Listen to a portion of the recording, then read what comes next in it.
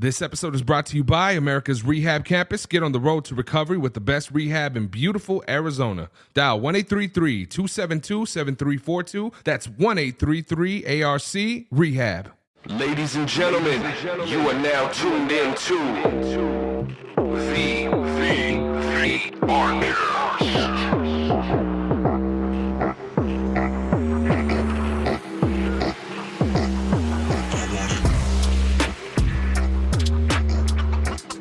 Good afternoon. Thank you so much for tuning in to another episode of the Arcast. My name is Buddha. I'm solo dolo in the studio today, but I got my brother in here with me. These guests that we've had coming in lately, man, they have some incredible stories, and I'm so blessed to be around my fellow brothers and sisters, that are in recovery, doing amazing. And this person here that I got sitting in the studio with me is no different. I had the blessing of seeing him from a client to being where he's at now, handling his business. He's working with us, and he needs no further introduction. I'm going to let him get into that story. So ladies and gentlemen, make sure you put your hands up. Give a huge round of applause to my homeboy, Michael Tselentis. Did I say that right, bro? Yes, sir. That's it. All right, man. The T silent, by the way. You're probably like, silent. Yeah.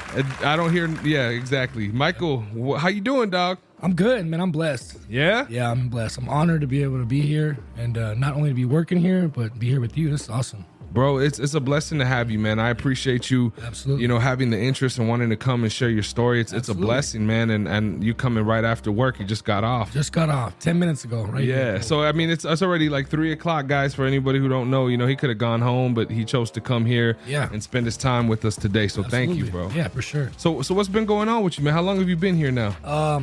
Working here? Yeah. About almost a month now. This Monday will be a month working here. Oh, yeah. Congratulations. Yeah, it's awesome. And what do you do? I'm in the kitchen. I'm a cook in the kitchen right now. Yeah? Yeah. You guys got some stuff stirring up over there. It's dope, it's bro. Cool. The chef is awesome, man. Shout out. Shout out Chef Ryan, for sure. A lot of gratitude for him. It's cool how he does it, man. He kind of lets us do what we want. He gives us like room for experimentation or let our creativity show through. Yeah. And it's awesome. It's cool. Yeah. Yeah, man, he's an amazing dude, bro. I've seen, different people coming in and out of that kitchen over the years, and he's just like, he don't stress. He just handles his business. He's cool. He's like, I want people to be able to do their job without me having to be over their shoulder, and it's sweet. That's cool. Nobody needs that shit. What I mean? That's cool. All right, that's fine. That works for me too. You know what I mean? Like, yeah. So it's cool, Just get it done. That's what's up, bro. Well, it's a pleasure. Like I said, this podcast has been cool, bro. We had some amazing people come in here. I don't know if you remember Tommy Guns. You remember Tommy? Tommy, the BHT, little short. I think so, yeah. Yeah, man. He came through. Short dude. He's gonna be all mad if he hears that. He's smaller than he's less than average size. My dude Tommy. Shout out to Tommy, man. But he came in and he shared his testimony yesterday. We had homeboy Nick coming in here. Yeah. Shared his testimony. So it's beautiful, man. That's so awesome.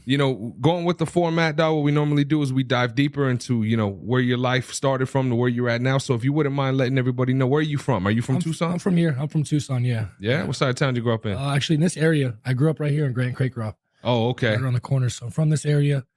It was me, my mom, my dad, my older sister, my older brother, and my younger brother. Oh, wow. Yeah, so it was all of us together. I grew up, my mom, my dad did drugs. My older sister did, my older brother did. So I grew up in that environment. How long were your parents? Your parents are still married? No, they're divorced now. They were together, but they weren't happy. You know what I mean? They were just doing it for us. One of those situations. You know what I mean? And eventually that showed. Yeah. But when I was young, man, like I played baseball. That was my thing. You were into baseball. My home life wasn't the best. So I lived on the baseball field. You know what I mean? Okay. Like I put everything I had in all that. So when I was younger, that was like my world right there, just to be able to get away and get like appraisal, stuff like that. Yeah. I got that through baseball, And what age did you start getting into that? Man, I started off like 5 years old. How old are you? 32. Okay, so you're similar to me in the sense I bet you liked watching The Sandlot and shit. Absolutely. Huh? Dude, Benny the Jet, bro. I was born in 90. Okay. So yeah, The Sandlot was huge, man. I worshiped that movie right there. Yeah, dude. I remember I got into baseball for a while. Yeah. A couple of my friends and I, and my career did not last very long. Because, Yeah. So you got into that when you were pretty young, man. Yeah. Your parents, were they like, even though their marriage, like you said, wasn't the best, were they pretty supportive of you and your brothers and sisters? Yeah, my mom especially. My dad, not so much. He was there like physically, but outside of that, there wasn't much from him. You know what I mean? Yeah. Like he would give us rides to and from school, stuff like that, to baseball practice, But other than that, he wasn't he wasn't really involved, you know? Okay. And how were you in school, like academically? Great, man. Up until like middle school, like 6th grade year, I was on the honor roll. So I was doing really good. Just focused on baseball in school, really, you know? And what, you said 6th grade, what started happening after 6th grade? So 6th grade, I was like 12. I started hanging out. I got cool with this kid that I was in class with. He had an older brother. I started hanging out with his older brother. Me and my older brother weren't really close, and me and my dad weren't really close. So like I sought out that older male role model, you know what I mean? Yeah. And he introduced me to smoking weed, and that's when everything kind of took a turn right there, you know? So this was a homie of yours that you went to school with, him and his brother, you started doing that with. Yeah. And how was it, you know, living in a household, like you said, like your mom and your dad were using, were you aware at the time that they were using? Around that time, yeah, it started to like make sense. I could tell like they would be like my dad, not too much. Like it was kind of hard to tell my dad. My mom, I was so close to my mom, so she was taking me with her when she was like going to do drug deals. Oh, wow. And all that, you know what I mean? So I caught on to that pretty quick. Same with my older sister, because her and my mom were close. I was really close to my older sister too. And so I caught on to that like really fast, you know. And then my older brother smoking weed and drinking, you know, and it just like the way, like it indirectly taught me like that's the environment that I need to pursue. You know what I mean? Even though I was trying to like just do baseball in school, but growing up in that environment, that's like when I got home, that's all I saw, you know. So were your parents the type of people, like when they found out that you were smoking weed, were they upset or were they just like, how did they react to that? My mom was pissed. Yeah. My mom was mad. My dad didn't care. Like I remember like the first time getting caught with weed and her telling my dad didn't say 2 words about it. You know what I mean? He just ignored it. You know, my mom was pissed. So really? Yeah, for sure. Wow. Yeah. Not my older sister and my older brother. They were just like, oh, whatever. But my mom was the one that was like, nope, this isn't happening, you know? She tried her best to try and keep you away from it? Yeah, she tried, but it was too late, I guess. You know what I mean? Like, yeah. It was, you know, my mentality was already there before I even really knew it, you know? Okay. So this is around 6th grade. Yeah. Did you finish middle school? Yeah, I did. I finished middle school. I started getting into a lot of trouble. That's like that. Besides like smoking weed, I started getting a lot of trouble, man. Like messing, like a lot of criminal damage when I was like in middle school. I wrecked my dad's car, middle school, like right before high school, you know. So I started getting a lot of trouble. That all happened first, you know, and then it just all kept going and going and going and going. And do you feel, you know, now I'm just curious, you know, like you said, the taking of the car, doing that little mischievous things as a kid, those were all things that happened before you started using, right? Yeah, basically. Yeah. Do you feel, was there any type of a resentment or any reason why you felt like you were doing that at that young age? Or were you just being a young boy? Like, when you think about it now? When I think about it now, there's probably some resentment. You know what I mean? That was probably my payback. But then like I also realized how much I can get away with like through my dad besides my mom, you know? So I started doing that. That's why I crashed his car, stuff like that. My mom wouldn't give me her keys at all. You know what I mean? Yeah. So I started exploiting that for sure, you know? But like around that time, I started to do more, like drink more alcohol, a little bit of cocaine, stuff like that, you know? So it was starting to blossom. Okay. And this is just in middle school? This is just middle school. This was all before 14 years old, around 14 years old. Okay. And when you started dabbling, you know, like the fear, like with your mom trying to tell you, you know, not to be using, and then you start dabbling into other things. Was there ever a fear of getting into the substances? Did you try and hide it? How was your attitude towards it? Like, I was definitely trying to hide it, but at the same, like I would try to hide it from my mom on the outside, but on the inside or whatever, behind closed doors, I'm trying to chase it. You know what I mean? Oh yeah. Okay. You know, I'm trying to do this. I'm trying to, you know what I mean? I'm trying, not really like thinking, okay, I'm going to graduate. I'm going to end up doing heroin or whatever. You know what I mean? But yeah, I'm like, you know, this is what I want to do, you know? And so, okay, so you went through middle school, you graduated middle school. Did you finish high school? I did. I got my GED. I dropped out when I was 18. So freshman year, I ended up like linking back up with a friend I went to like elementary school with. And the summer before freshman year, I crashed my dad's car. So that was like, I had a bunch of trouble going on from crashing his car. And then I started hanging out with another friend. And then I got caught with weed. And back then it was felony charges. Oh, man. So I got caught with weed. At the school? The first time I got caught at his house, we were ditching. We got caught, possession of marijuana, paraphernalia. I was put on felony probation. Wow. About a month later, I transferred schools, and I got caught at that school with weed. So 2 more felony charges within like a month and a half, you know? Okay. So now I'm on juvenile probation, 14 years old. All right. Not to backtrack too much, but at what age did your parents finally separate? This was later on. My mom ended up going to jail. So when she got out, she had to go stay back with my dad. But they officially divorced in like 2012, I want to say. All right, I just wasn't sure if, like, like you said, the progression, slowly getting into more stuff, doing more stuff. I didn't know if it was just caused because of, like, things were just getting worse at home, or, but I kind of understand what you're saying too, man. I mean, I've seen that in marriages, throughout the years with my experiences. Like, sometimes people are just completely so tuned out, and it's because they're struggling internally with their own demons, Right. Yeah. Looking back, I'm like, okay, I get it. Yeah, they both were fighting their own demons and all that, so yeah. All right. And with the baseball thing, man, was that like the one thing that you really were in love with? Did you continue to do that? No, I played up until the end of middle school. Towards the end, like towards like 8th grade, 7th, 8th grade, I stopped. I was kind of like slipping out of it. And I made All-Stars one year. Oh, dope. And I got cheated out of All-Stars though, because like there was some like politics stuff going on. I don't know what happened, but I got cut out of All-Stars, and that shit like broke my heart. You know what I mean? Like, cause that was like my world back then, So to be cheated out of that, I was like, man. So I was like, I don't want to play baseball no more. And then like the coaches, cause I was good, like I played, that's what I did. So they talked me into coming back. But at that time, I was already like 1 foot in, 1 foot out type thing, Yeah.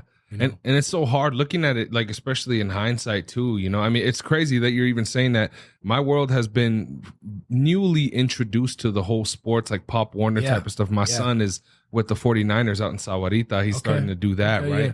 So it trips me out, like, just thinking about that, man, like putting myself in your shoes, or like thinking of my son and everything. Because I mean, it really is. There's a lot of weird ass drama when it comes to doing those types of sports. There really is, man. Like, I didn't get it back then, but as I got older, I was like, wow, that's crazy. Like, I remember the coaches like calling my mom and was like, yo, we'll pay for him to come back and play next year, but it wasn't the money issue, you know what I mean? I didn't want to play. Yeah. I was like, man, I'm done with this shit, like, fuck. And you had all your homies around you, smoking with, drinking. Yeah, you know what I mean? So shit. I got this, because it was like 2 different groups, obviously, and so I was already like, halfway down this road, and I was just like, well, you know what, I'm getting more excitement, I guess, out of this road. You know what I mean? So at this point, had your mom kind of let loose a little bit too? Just know she can't control you type of thing? Yeah. Kind of, yeah, for sure. Yeah, because I had already been to juvie a couple times, so then it was turning into just, no, let him stay in juvie. You know what I mean? Like, yeah. So it was starting to turn down that point. All right, man. So, okay. So, you went into the high school thing. Yeah. You said that you had dropped out in 10th grade initially. Yeah. What started happening as you got older? Was there any situations or anything that made you, continue to keep going downward into that spiral, or was it just living in that lifestyle, man? No, when I was 16, 06, my older sister passed away. Oh man, I'm sorry to hear that, brother. She overdosed on methadone. And so like when that happened, that was when I was like, that was like the big turning point right there. You know what I mean? Like my family life was already like pretty bad. And then so when that happened, everything was just like, damn, I was already on probation. I was already a felon, 14 years old, and just starting high school. And then, she died. And then that was like, fuck. Yeah. That one really, really fucked everything up bad. Yeah. But at this point, though, like I had already been introduced to opiates, like from my sister. She was like, she'd already given me like methadone and Percocet. And this was like 14 years old, And how much older was she than you did? She was, so I'm 32. She would have been 46, I believe. So she was much older. She was a little, she was born in 79. She was 11 years older than me. Yeah. Sorry, sis. I forgot your damn birthday for a second. Yeah, man. I mean, I'm sorry to hear that. I know it's rough. I mean, I looking at it, the whole picture from what you said so far, man, it's like, here is, a family that's going through stuff. Before you're even able to kind of get those broken pieces together, within your family, you're hit with a bomb like absolutely. that. Yeah. And you're just expected to cope with it. Yeah. And I could just imagine the type of trauma and stuff that you guys experienced with that. So you had dropped out of school. What ended up happening, bro? Were you living on the streets? Did you stay at home? No, not yet. I was staying. We were actually, when my sister passed away, it was like 6 or 7 of us in a 1-bedroom apartment. Like all of us lived together. She passed away. I was still on juvenile probation. I stopped because like I got in trouble. I got caught with the weed and all that in my school. I was ditching. I didn't want to stay in school no more. Yeah. I got with this girl, that's the mother of my kids now. And I moved in with her before I was technically off probation. But before that, though, I went on the run as a juvenile. I went on the run for like 3 months. Was just living at a friend's house, selling cokes, smoking a lot of weed, drinking. And I didn't care. You know what I mean? I was like, well, whatever. Yeah. So I was on the run for a few months. I got caught, went back to juvie for a few months. And then like between that, though, like before my sister passed, I was always in juvie. You know what I mean? Like I was always getting violated for dirty drops. So I was just going to juvie on the weekends. You know what I mean? They would just come violate me, take me to juvie over the weekend. I'd get back out. And they're like, we need to stay in school. We need to stay in school. And I didn't want to cooperate with anybody. And then she passed. I went on the run, got caught. And then I kind of cleaned up. I stopped smoking. When I got out, I was on ankle monitor and I was doing like ILP classes somewhere else, you know? Yeah. And was kind of doing all right. I was doing all right to get my PO off my back. You know what I mean? That's what I was doing. You know what I mean? To be honest with you. And then I moved in with the mother of my kids. And I was with her. I was there until I got off probation. So I was about 18. But when I turned 18, I got my GED. So I was like, I'm not going back to school. You know, I'm just going to get my GED. So I went and did that.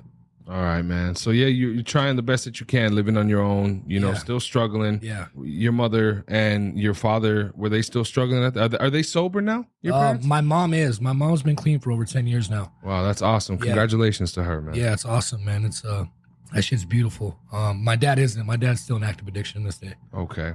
Sorry to hear that. I'm trying to paint that picture for when you got out, you know, if there was anything that was helping you to try and stay clean other than just your probation. You know what I mean? Not really. No, it was just probation. Yeah. Honestly.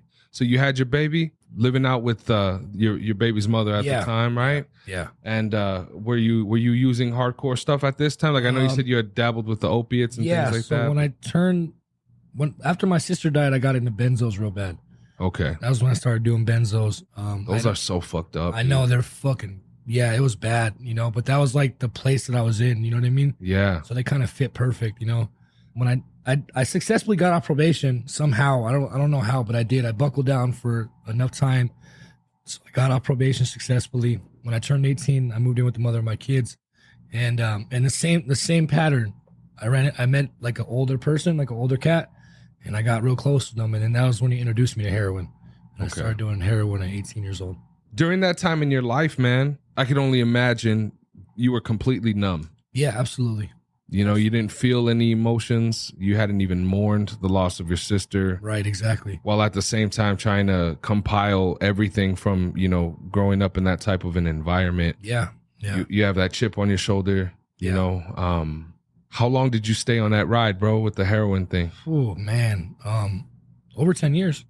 Yeah. Off and on, you know. I would try to, there was countless times where, you know, I'd detox cold turkey at the house. I came here for detox multiple times, you know, because I was just, at that point, I didn't realize, like, how much of an addict I was, you know. Like, I knew that, like, I needed help, but, like, I don't know. There was something I was like, I have to do this on my own. You know what I mean? Like, I have to, if I just stay home and detox, and I just need like 3-4 days and I'll be fine. You know, I did that shit over and over and over, you know. Or I tried moving out of the city. You know, I tried the whole, you know, geographical, you know what I mean? Yeah, to get away from it and everything. No, like it. I cleaned up a little bit, but I came right back to it maybe 11 months later, you know. But I was smoking weed that whole time, you know, so I wasn't clean. It's crazy how that works. Like, you know, we think that a change of an environment is going to change everything, but in reality, from recovery from the stuff that I understand, man, it's all internal. Like, it's all internal. It's you that has to change. Yeah, exactly. I didn't realize any of that. You know what I mean? Like, so my first introduction to like meetings, the high school that I went to Project Moore High School. That was the last high school I went to. They actually took us to an AA meeting. Oh, wow. Yeah, crazy. Like, That's nuts. Yeah, isn't it? We went to, I think it was called the Little House. It's an older one. I'm sure people know what I'm talking about. It's an older AA meeting. And I remember being there like, what the fuck is this? You know what I mean? I did not It's crazy to think that they took a bunch of high school They would kids. literally take us to a meeting. And I'm like, what the fuck is going on? You know, I had no idea. Yeah. Like, I was just so oblivious to it all. And so that was like my first introduction to that, you know. And then like when I was doing the ILP classes, I was just doing it because probation wanted me to. I wasn't taking that shit serious at all. You know what I mean? Yeah. So it was already like full blown by 19 years old. I had my first kid, my oldest son. But same thing, like, you know, I was already like so far off into pills and heroin, you know, like nothing mattered to me at that point. You know what I mean? Yeah. Yeah. And how did the relationship with your baby's mom and all of that, did that take a toll on you too as well? It was terrible. You know what I mean? Like, it was a very, very toxic relationship. You know what I mean? We got together young.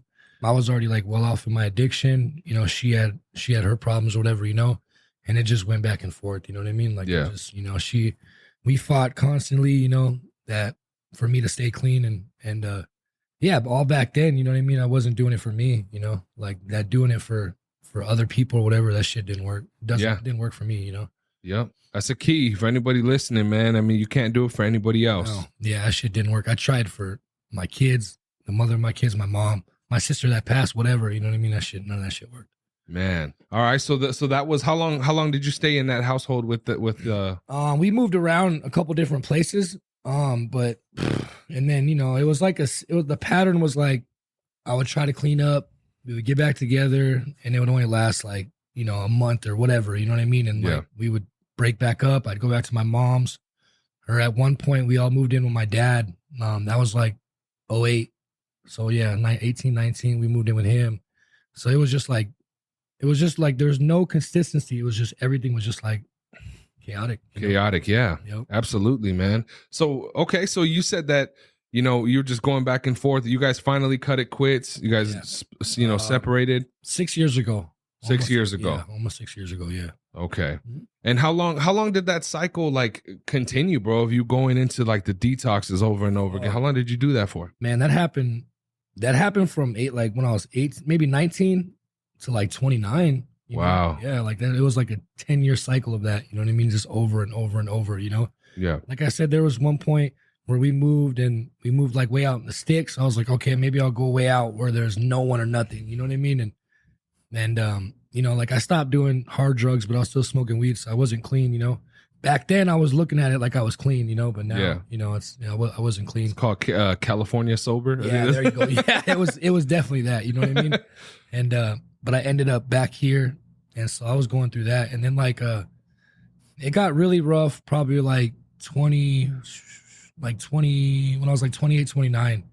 That was when I started to go to jail more and stuff like that, you know what I mean? I caught my first felony case as an adult in 2019. 2019. Yeah. Up to this point, had you been like with working and stuff? Were you working, keeping a job? Yeah, kind of. In 2010, I worked for like Steamy Concepts, the carpet cleaning place. Oh yeah. I was in the office. I got fired for stealing money. Got fired from there. I was at Jack in the Box for like 6 months. Got fired for stealing money there. Yeah. My older brother, shout out him. He was at the Outback Steakhouse. You know, he was like the head grill cook. And then my cousin was one of the managers. I talked him in to let me move to work there. What's your older brother's name? Paul. Paul, this for you, dog. Yeah. That's for Paul, bro. Yep. I started working there, and same thing. At this point, when I was 21, I got introduced to the needle. Oh, man. Yeah, so when I was 18, 19, 20, I was just smoking, and then 21, that was when the needle started. And then at that point, I remember telling my family, because they were like, "You need help." And I can remember this day. I was like, "All I need is a job." You know what I mean? All I need is a job.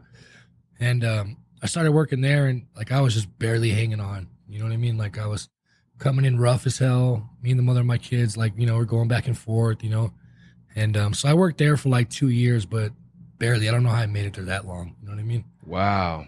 Okay. And during that time, man, I mean, did you ever have, you know, well, going back to like your childhood, were you ever diagnosed with anything? Like, did you ever have like a bipolar or like ADHD, anything like that? No. And during your addiction, did you ever have like homicidal, suicidal ideations? Like, was it times where you just got too rough? No, there was times where I'd be fighting with like my family or whatever, like, "Oh, I'm going to kill myself." Yeah. You know what I mean? But it was just more like an attention seeking. Yeah, absolutely. You know what I mean? Like I never really, really contemplated it. Like, you know, I never really thought about it. No. Yeah.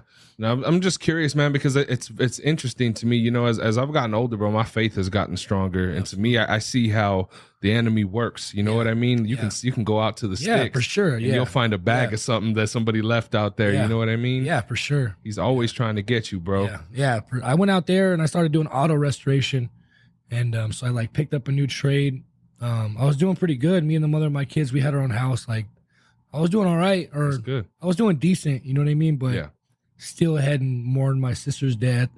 Still had like no one to talk to about it, you know, or like even really chose to talk about it. You know what I mean? Yeah. And I just kind of like held on, you know, and I overwhelmed myself. I piled so much on my plate.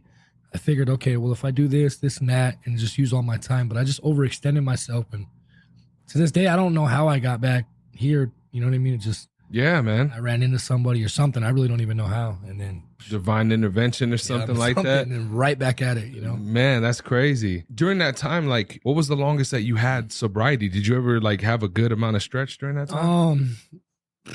As a juvenile, before I got off probation, I was like 6 months.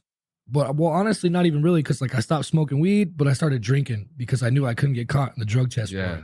I started taking pills because I knew I couldn't get caught in the drug test, So like throughout this span of time, probably like only a couple months, probably, if that. At what point of your life did you realize that something had to change? What, like going back to that moment, I know you said you couldn't really quite put your finger on it, but what was it, man, that really made you walk through those doors that last time you were here? Honestly, like tough love. Yeah. You know what I mean? Like when, cause like my mom enabled me a little bit, you know what I mean? So, cause like when I needed somewhere to go, stuff like that, but when I got tough love pushed out to the streets, that was when it was like, damn, something's really got to change. You know what I mean? Yeah. And it didn't happen right away. Like I schemed and did whatever I had to do, started selling drugs and stuff like that.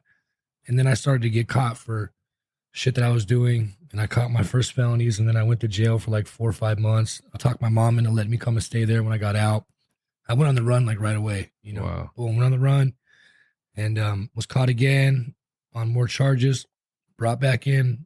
And I was in jail for another 5 months. And that was when I talked the judge in and let me go to rehab. And that was when I came here for IOP. They wouldn't let me come into residential because I had been clean for like 4 or 5 months, So I went and stayed at IOP, and that was when I first tried rehab. You know what I mean? And so how long has that been already? How long have you been sober now, man? So I didn't stay clean after that, but September 1st, God willing, I'll have 18 months clean. Woo, right here, bro. That's for you. 18 months. Yeah. And what I like, it's actually kind of rare when we've got people that have came in here with their stories that are kind of like, I would still consider you freshly, recovered. Yeah, in your recovery, Absolutely. So what are some of the like stumbling blocks, some of the things that you've experienced, different hardships that you've experienced for anybody who may just be like a few weeks in, but they're still doing good, So what I did when I left here, I thought because I went to rehab that I was okay. You know what I mean? Just because I just did rehab, that I could go back. Like, so I went right back to the same people I was hanging out with. Yeah. And I was like testing my recovery. You know what I mean? Completely unnecessary. So I did that. And I remember going like, this girl's house and, they're getting high in front of me, and I didn't get high that first night. So I said, okay, I'm good. I can continue to do this. You know what I mean? And no, hell no. That shit lasted about a week. And, you know what I mean? Like right back at it, Yeah. I didn't want to change up my environment. And then also too, like another big thing that I would only put half-assed to work in, you know what I mean? Like I would, to the counselors and the therapists, you know what I mean? Like I wasn't honest to them, like, okay, yeah, I'm fine, everything's good, but it really wasn't, you know what I mean? So I'm not getting the root of the problems, Yeah. I'm just lying my way through it, There was a couple things you said right now about like the root of the problems. Yeah. You saying how your mom had enabled you. Absolutely. Like these are all thoughts that somebody who's been on like starting to see and like I could see your recovery and the words that you're using and the things that you're saying. Yeah.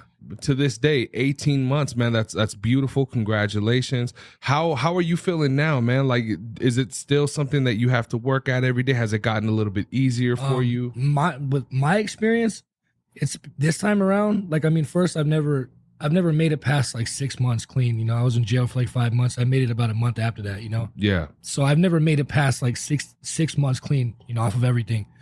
So I'm doing a lot better than I was then. Heck yeah, man. My experience, it hasn't been rough, man. That's you know good. What I mean? Like it's been really, really smooth. You know what I mean? It's hard for me to say that. I don't want to jinx it or nothing like that. Yeah, no. But like I was just fucking done. So like this 18 months, or 17 and a half months, has been really, really good. I have to work at it every day. You know what I mean? I go to meetings. Good.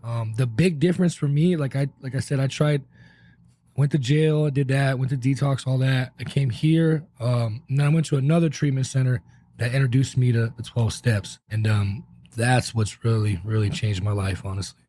Did you have any sense of like faith or anything like that in your life before the 12 steps? I did, yeah. Yeah, I did. So I look at my higher power as God, not to offend nobody, but hey, it's all love, bro. I believe in him too. Yeah, so that's I've always believed in him. I wasn't taught to believe in him. I didn't go to church when I was younger, nothing like that. But I knew there was a God. You know what I mean? Like I just had that faith for sure. That's good, man. Yeah. And I think that's one of the things too, is I've learned from a lot of the stories, you know, I mean, we have people that come in here and it's a trip, dude, because some people have like religious trauma. They've gone through some crazy stuff, right? Yeah. The devil's in everything. Absolutely. He's even in religion, bro. He is, you know. Sure. So to me, it's nice when people are able to find a higher power. I'm not one of these Christians who's like, you know, you got to believe what I believe type of thing. Yeah. But if a book is going to open up somebody's eyes to take that first step to believing in something greater than themselves, I think that's probably the most important part about it. Yeah, absolutely. And I could see it, bro. I can see for one, you're taking responsibility for your actions. You're not blaming anybody else. Yeah. You're doing what you're supposed to do. Yeah, for sure. You know what I mean? That's been a big turning point for me too. You know what I mean? Is being able to look at my part and shit. You know what I mean? Like, because, you know, as an addict, you know, playing the whole victim role, you know what I mean? Oh, it's their fault. They did it. You know what I mean? And I've been there. You know what I mean? Like I used to blame everything on everyone else, you know? So it's different now. You know what I mean? I look at my part and yeah, which I have a huge part in, you know? That's good, man. So you said you're going to meetings. How often are you going? So 3 or 4 meetings a week. Okay, 3 to 4. Exactly. You got to stay on track, stay on top of it. Yeah. You know, you went and you did everything. You got a sponsor. You got all of that. Absolutely. Shout out Ruben. Shout out Ruben. Shout out to Ruben, man. Here's another one for you, dog. Ruben. I don't know who you are, bro, but you're an angel to somebody, dog. Yeah, for sure. Yeah. That's cool, man. And the reason why I'm asking is because, you know, for anybody listening, especially newly in recovery, like I want them to see you're not going to be successul if you're giving half-ass. You know what I mean? It's just not going to work. Like for me, that shit did not work. I gave half, like when I was here, I gave half the effort. Yeah. The other treatment center I went to, I gave half the effort and I got half the results. You know what I mean? That's real. I like that. It's true. It's what it is. You know, that's what happened to me for sure. You get in what you put in. It's that simple. Yeah, for sure. That's cool, man. So, all right, dude. So you've been handling that. How is the relationship with your family now? It's great, man. Like, I call my mom like every other day. You know what I mean? Just so, you know, but it's cool. Like they trust me now. You know what I mean? They trust me. They want me around, which is another thing. Like that's a big thing, huh? It's that's cool. It's huge, for sure. You know, so that's great. You know, I don't talk to my dad no more. He's still in his addiction. You know, so I just choose not to go around that. You know, pray for him. But I pray for him. I wish him the best for sure. You know, but the rest of my family, everything's great. Heck yeah, man. That's good, dude. I'm happy to hear that. And you said your mom's been clean for about 10 years now. So yeah, my mom went a different route. My mom got in some trouble herself. And she did a year. Here you go. Yeah, straight up. That's perfect. She did a year in jail, and she's been clean since. You know. That's cool. Yeah, so she took a different route, but she's clean. You know. And you know what? I think it's so important too, bro. I mean, going back to the whole parenting thing, kids are not going to listen to what you say. You can tell them, don't do this, don't do this shit. But ultimately, man, they're going to do what they see you do and emulate. And you know, even your brothers and sisters. How's the relationship with them now? Good. Yeah? Yeah. I mean, I go to the gym. I try to stay in contact with my little brother and my older brother as much as I can. And then we all try to get together like every couple months in my mom's house, you know, just have dinner and shit like that. That's cool. And that's another thing is like, you know, they see you and they see your mom living by example too. Sure. Yeah. I don't know if they're, you know, what they're. No, they're not. My older brother drank, you know, a little bit when he was younger, you know. He's good. He's a normie, I guess you could say. None of us are, bro. So but they didn't fall down that path. You know what I mean? It was just me and my older sister. Yeah. Well, man, I'm extremely proud of you, bro, and it's beautiful to see that, and you know, and I love the fact too that you're not.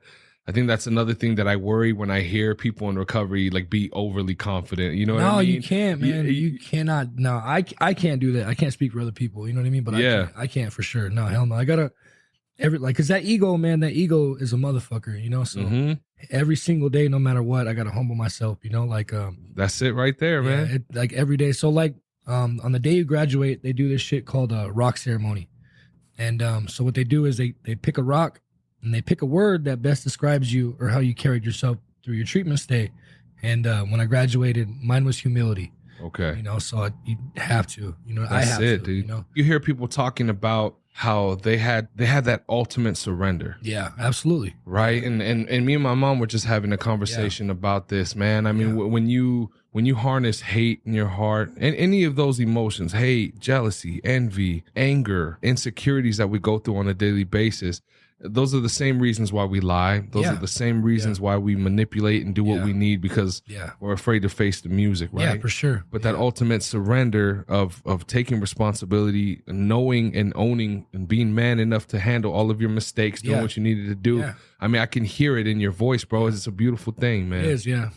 So what do you have going on now, man? Other than working here, what are some of the goals and things that you're trying to work towards? So I'm starting off in the kitchen, but I want to be an RSS or BHT. I want to help people. Yeah, for sure. I want to help people, like people gave me that opportunity and stuff like that. So that's my main goal.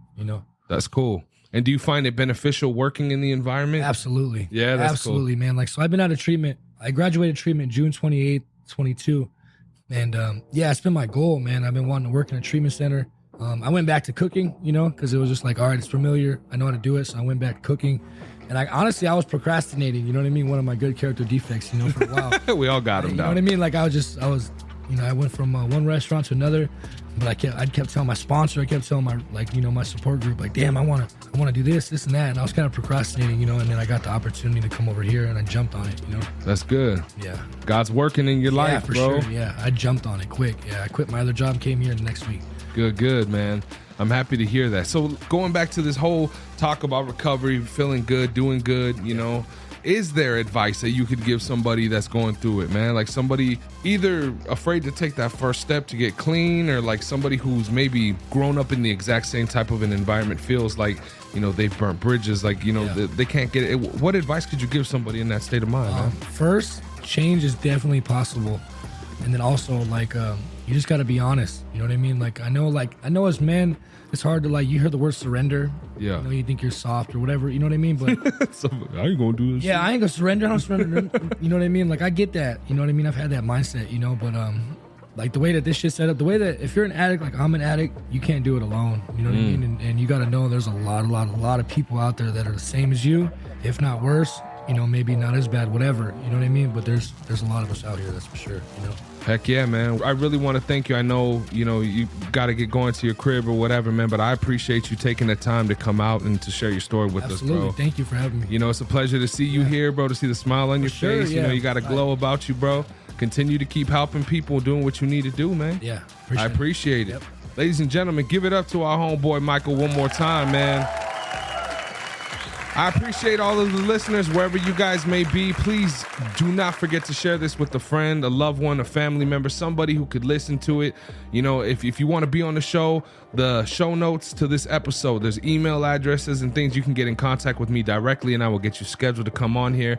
For everyone else, we appreciate you listening on all these different platforms. Much love. God bless you all, and we will definitely see you on the next one. Peace.